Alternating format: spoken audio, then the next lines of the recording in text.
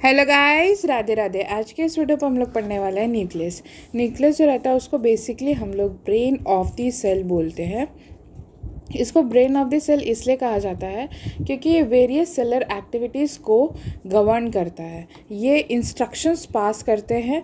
For an example, किस तरीके का प्रोटीन बनना चाहिए, किस तरीके का लिपिड का रिक्वायरमेंट है, कहाँ पे फैट होना चाहिए, कितना फैट होना चाहिए, ये सारी चीज़ें जो रहता है वो न्यूक्लियस ही बताता है।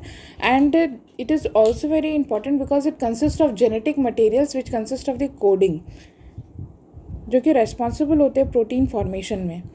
तो न्यूक्लियस जो रहता है it is discovered by Robert brown. It is firstly discovered by Robert brown in the form of organelle. ठीक है, ये ऑर्गेनल की तरह डिस्कवर किया गया था रॉबर्ट ब्राउन के द्वारा। ये बेसिकली इसका फंक्शन क्या रहता है कि it control the functioning of cell. ये बेसिकली रेस्पॉन्सिबल होता है सेलुलर एक्टिविटीज़ को कंट्रोल करने के लिए, फंक्शंस को करने के लिए। ये क्या होता है, बाय न्यूक्लिएटेड, मतलब इसमें क्या होता है कि दो जो पैरामीशियम होता है वो उसमें क्या रहता है कि दो न्यूक्लियस प्रेजेंट रहता है उसके सेल में। मतलब दो न्यूक्लियस जो रहता है उसके सेल को क्या कर रहे होते हैं, गवर्न कर रहे होते हैं। साथ ही साथ जहाँ पे मल्टी न्यूक्लिएटेड का मतलब ये होता है बहुत सारे न्यूक्लियस प्रेजेंट है within the cell which is present in endosperm, जो कि कितना होता है, ट्राइप्लॉइड होता है। और मसल्स जो रहते हैं वो मल्टी न्यूक्लिएटेड होते हैं। ठीक है, फॉर एन एग्जाम्पल जो स्ट्रेटिएटेड मसल्स होते हैं इट इज़ मल्टी न्यूक्लिएटेड, उसमें multiple amount of nucleus present रहता है। लेकिन जहाँ तक बात की जाए स्मूथ मसल्स की, वो जो रहता है वो यूनिन्यूक्लिएटेड रहता है। नेक्स्ट इज आरबीसी जो रहता है वो लैक करता है न्यूक्लियस को। आरबीसी जो रहता है वो मैच्योर फेज में एग्जैक्टली लैक करता है न्यूक्लियस को। जब आरबीसी छोटा सा होता है, जब वो इमेच्योर होता है तो उसमें न्यूक्लियस प्रेजेंट रहता है। लेकिन जैसे जैसे वो मैच्योरिटी की ओर जाता है तो वो क्या हो जाता है, बाई कॉन्केव स्ट्रक्चर का हो जाता है। ठीक है, बाई कॉन्केव स्ट्रक्चर का हो जाता है। और बाई कॉन्केव स्ट्रक्चर का हो जाने पर उसमें न्यूक्लियस प्रेजेंट नहीं होती है एट द मैच्योरिटी। उसमें न्यूक्लियस क्यों नहीं प्रेजेंट होता है, क्योंकि उसमें हेमोग्लोबिन की मात्रा बहुत ज़्यादा रहे और ब्लड का सप्लाई पूरा लार्ज अमाउंट में रहे, इसलिए स्पेस ऑक्यूपाई करने के लिए न्यूक्लियस प्रेजेंट नहीं होता है आरबीसी में। बेसिकली जो न्यूक्लियस होता है वो स्फेरिकल इन शेप होता है, मतलब उसका जो स्ट्रक्चर रहता है वो हमेशा क्या रहेगा, स्फेरिकल एंड राउंडेड स्ट्रक्चर का रहता है। आप कभी भी स्पिंडल्स नहीं देख सकते। बहुत सारे एक्सेप्शंस केसेस होते हैं जहाँ पे किसी किसी के इरेगुलर न्यूक्लियस होते हैं, किसी किसी के स्पिंडल हो सकता है, बट वो रेयर केसेस होते हैं। लेकिन अधिकतर मात्रा में स्फेरिकल शेप के ही न्यूक्लियस पाए जाते हैं। Next is it is called the brain of cell. इसको ब्रेन ऑफ सेल बोलते हैं क्योंकि ये बहुत सारे फंक्शंस को गवर्न करता है, बहुत सारे फंक्शंस को अपने हिसाब से चलाता है। और साथ ही साथ इसमें जेनेटिक मटेरियल्स कंटेंट रहता है in the form of chromatin fibre. जब सेल जो रहता है वो इंटरफेज में रहता है तो वो एग्जैक्टली क्या उसके न्यूक्लियस में किस तरीके से, किस फॉर्म में डीएनए अरेंज्ड रहता है, दैट इज़ क्रोमैटिन फाइबर्स के रूप में। बट जैसे ही सेल का डिवीजन माइटोटिक फेज शुरू होता है, उसी तरीके से जो डीएनए कंटेंट रहता है वो एक क्रोमोसोम फॉर्म में कंटेंट होता है। और वो जो क्रोमोसोम फॉर्म होता है वो क्रोमैटिन फाइबर का जस्ट हाईली कॉइल्ड स्ट्रक्चर होता है। For an example, chromatin fibre इस तरीके से रहते हैं, थ्रेड लाइक स्ट्रक्चर की तरह रहता है। बट जैसे इसमें कॉइलिंग हो जाती है इन्हीं थ्रेड में, ये एक गांठ बन जाता है। उसी तरीके से क्रोमोसोम्स का फॉर्मेशन हो जाता है। और half longitudinal half of chromosome को हम लोग क्रोमैटिड कहते हैं, जो कि at the time of meiosis में आधा होता है। ठीक है, और माइटोसिस में भी आधा होता है।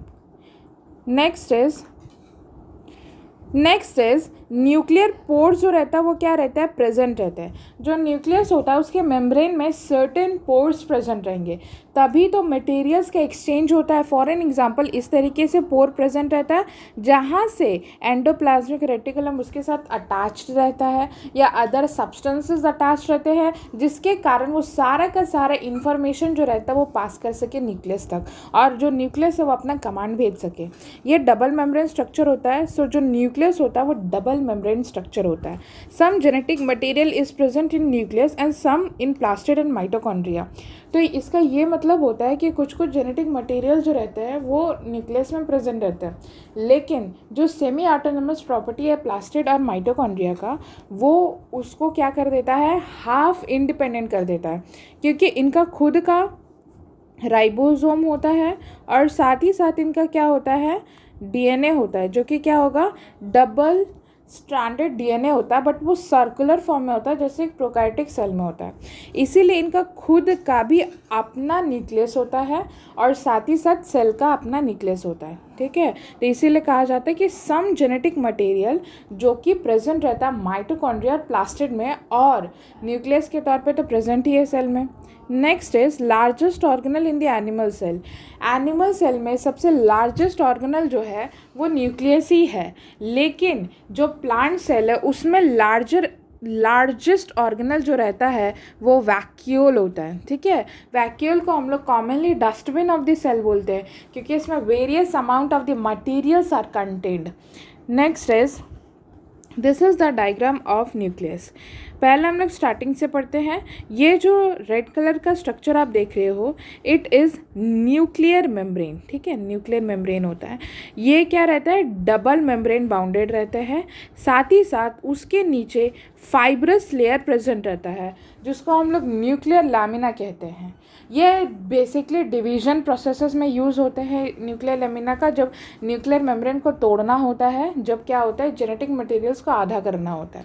तो ये न्यूक्लियर लैमिना जो रहता है वो क्या हो जाता है, ये फाइब्रस लाइक स्ट्रक्चर होते हैं जो कि न्यूक्लियर मेम्ब्रेन के नीचे प्रेजेंट रहते हैं, और ये बेसिकली क्या प्रोवाइड करते हैं, support to the nuclear membrane provide करता है।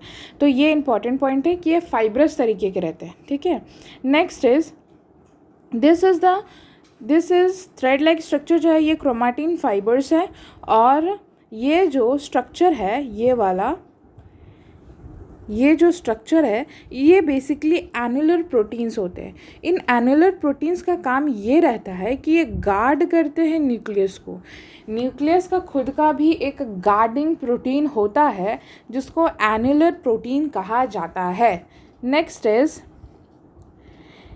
The distance between the two nuclear membrane, उसको पेरी न्यूक्लियर स्पेस कहते हैं, जो कि 10 से 50 नैनोमीटर तक का होता है। 10 to 50 इंटू 10 का पावर -9, ठीक है। इतना minute type of gap present रहता है between the double membrane structure of nuclear membrane. तो जो ब्लैक डॉट से ये है, इसको हम लोग न्यूक्लियोलस कहते हैं। याद है न्यूक्लियस को क्या, न्यूक्लियोलस को क्या कहते हैं, that is the God father of ribosome. इसी के कारण क्या होता है, राइबोसोम्स का फॉर्मेशन होता है, यही क्या होता है, राइबोसोम्स फॉर्म करते हैं। और जो मैट्रिक्स प्रेजेंट रहता है न्यूक्लियस में उसको न्यूक्लियोप्लाज्म कहते हैं, ठीक है।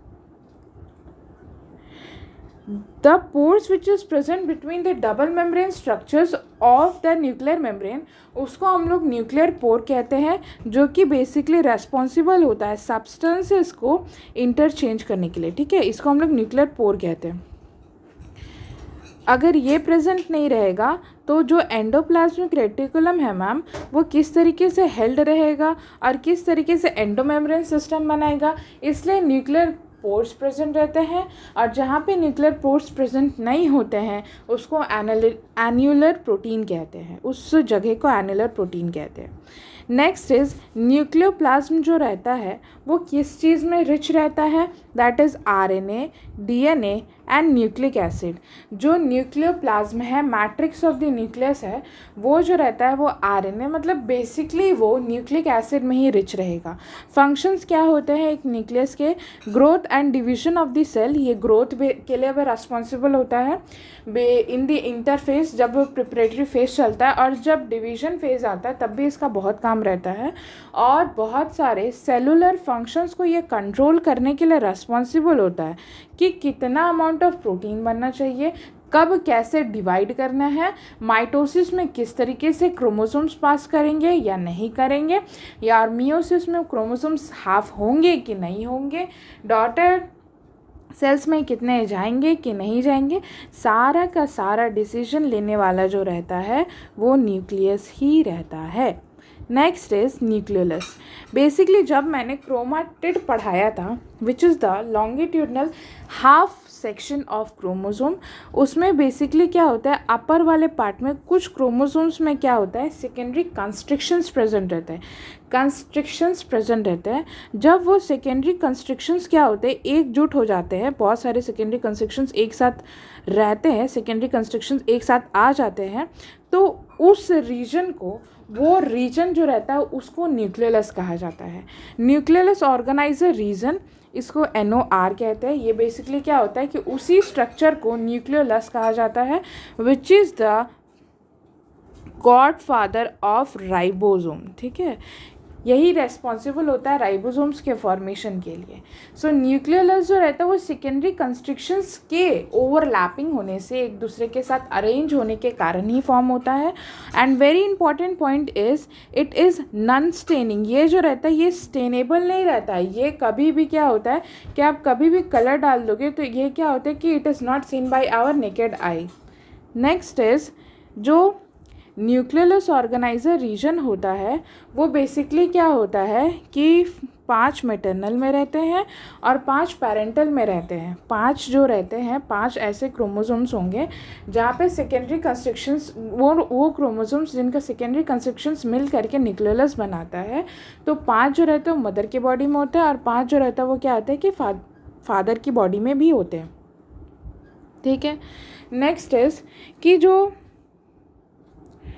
क्रोमोसोम्स होता है वो 13 होते हैं, 14 होते हैं, 15 होते हैं, 21 होता है, 22 होता है। ठीक है, और जो पैटर्नल रहता है वो भी क्या होते हैं, 5 प्रेजेंट रहते हैं।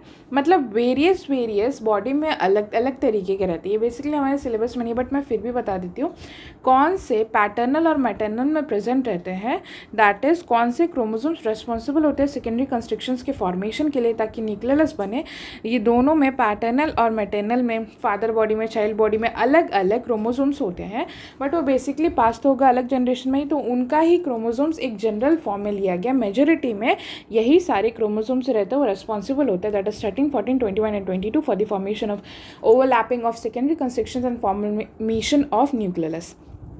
So क्योंकि पूछा नहीं गया एग्जाम में तो आप नहीं भी याद रख सकते हो, but you must have the idea कि कितने क्रोमोसोम्स एक साथ ओवरलैप किए और सेकेंडरी कंस्ट्रक्शंस का फॉर्मेशन किए। मैक्सिममली बहुत हो सकता है, मिनिममली 4 से 5 ही हो सकते हैं। ठीक है, so this is all for the nucleus. Thank you.